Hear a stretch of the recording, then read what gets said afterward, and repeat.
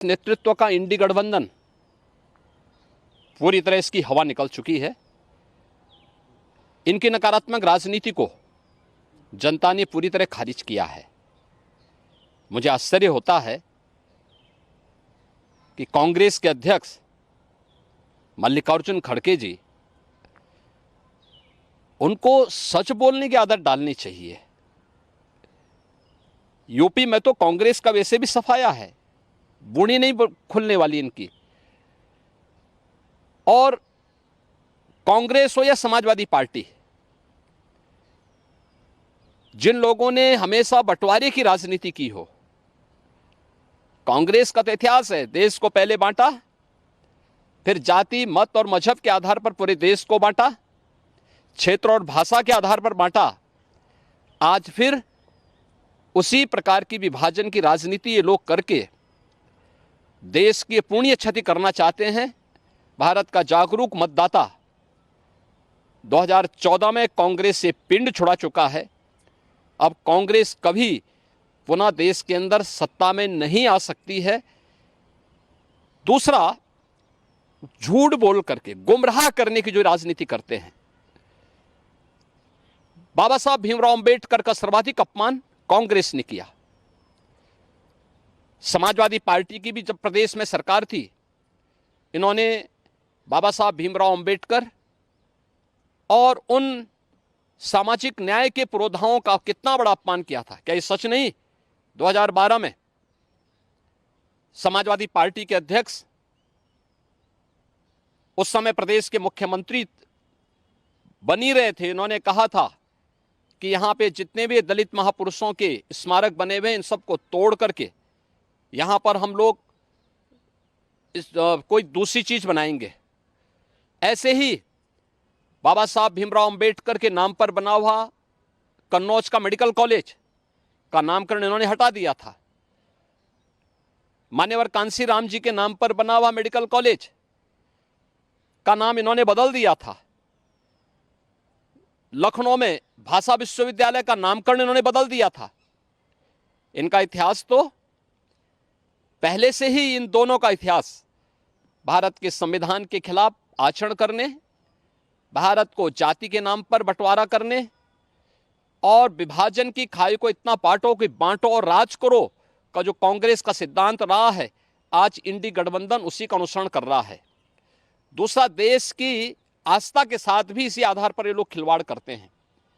यही खड़गे जी है ना, जिन्होंने भगवान राम और भगवान शिव को ही लड़ाने का प्रयास किया था। यानी जब जातीय लड़ाई ये लोग नहीं करा पाए और जातीय संघर्ष के आधार पर वर्ग संघर्ष की स्थिति पैदा करने में विफल रहे, तो इन लोगों ने भगवान राम और भगवान शिव के बीच में ही लड़ाई करवाने का प्रयास किया था।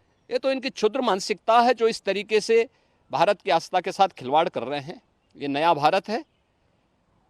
आज प्रधानमंत्री मोदी जी के नेतृत्व में पूरा भारत सम्मान, सुरक्षा और सुशासन के जिस नए माहौल में आया है, वह आत्मनिर्भरता और विकसित भारत की संकल्पना को आगे बढ़ा रहा है। विकसित भारत की संकल्पना से बड़ा दुखद है कि जिस विकसित भारत में बिना किसी भेदभाव के हर एक गरीब के जीवन में परिवर्तन होने वाला है, उस विकसित भारत की संकल्पना से कांग्रेस, समाजवादी पार्टी और इंडी गठबंधन के नेताओं को चिढ़ क्यों है? ये लोग इस बात से चिढ़े हुए हैं कि मोदी जी के नेतृत्व में भारत क्यों तेजी से आगे बढ़ रहा है, और इसीलिए कभी ये पाकिस्तान की वकालत करते हैं, कभी ये लोग जातीय जनगणना के आधार पर समाज को ही आपस में बांटने की वकालत करते हैं, कभी ये लोग संविधान में छेड़छाड़ की बात करके और गुमराह करने का प्रयास कर रहे हैं। सच्चाई यह है कि संविधान में जितना संशोधन और जितना ज़्यादा छेड़छाड़ कांग्रेस ने की, उतना किसी ने नहीं किया। और आज भी कांग्रेस और समाजवादी पार्टी लगातार इस प्रकार का षड्यंत्र कर रही है, जो देश और समाज के लिए अपूर्णीय क्षति हो सकती है।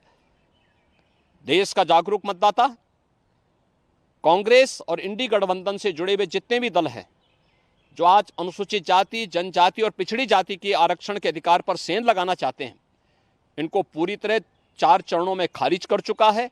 आने वाले चरणों में भी जो शेष 3 चरण हैं, इनमें यूपी के अंदर भी और देश के अंदर भी जनता जनार्दन पूरी तरह खारिज करेगी।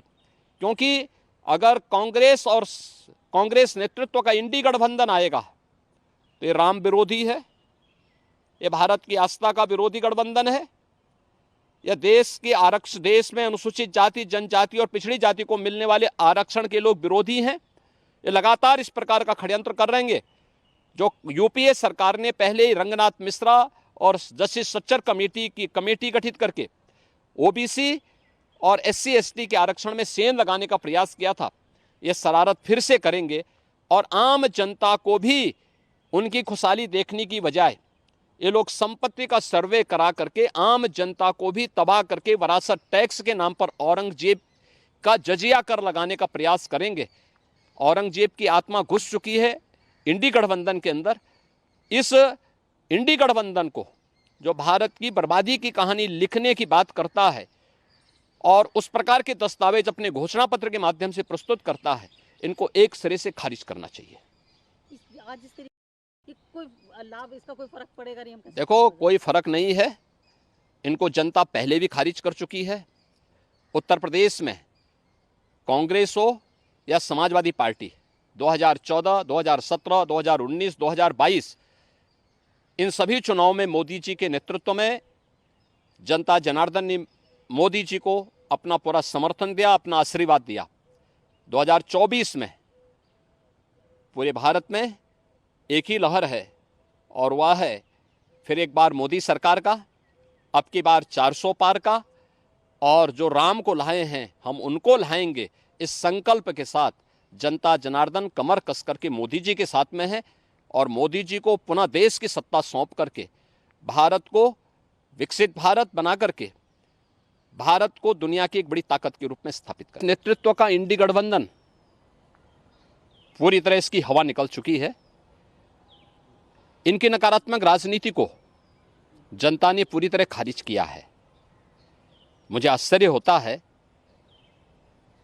कि कांग्रेस के अध्यक्ष मल्लिकार्जुन खड़गे जी, उनको सच बोलने की आदत डालनी चाहिए। यूपी में तो कांग्रेस का वैसे भी सफाया है, बुनी नहीं खुलने वाली इनकी। और कांग्रेस हो या समाजवादी पार्टी, जिन लोगों ने हमेशा बंटवारे की राजनीति की हो, कांग्रेस का तो इतिहास है, देश को पहले बांटा, फिर जाति, मत और मजहब के आधार पर पूरे देश को बांटा, क्षेत्र और भाषा के आधार पर बांटा। आज फिर उसी प्रकार की विभाजन की राजनीति ये लोग करके देश की पुण्य क्षति करना चाहते हैं। भारत का जागरूक मतदाता 2014 में कांग्रेस से पिंड छुड़ा चुका है। अब कांग्रेस कभी पुनः देश के अंदर सत्ता में नहीं आ सकती है। दूसरा, झूठ बोल करके गुमराह करने की जो राजनीति करते हैं,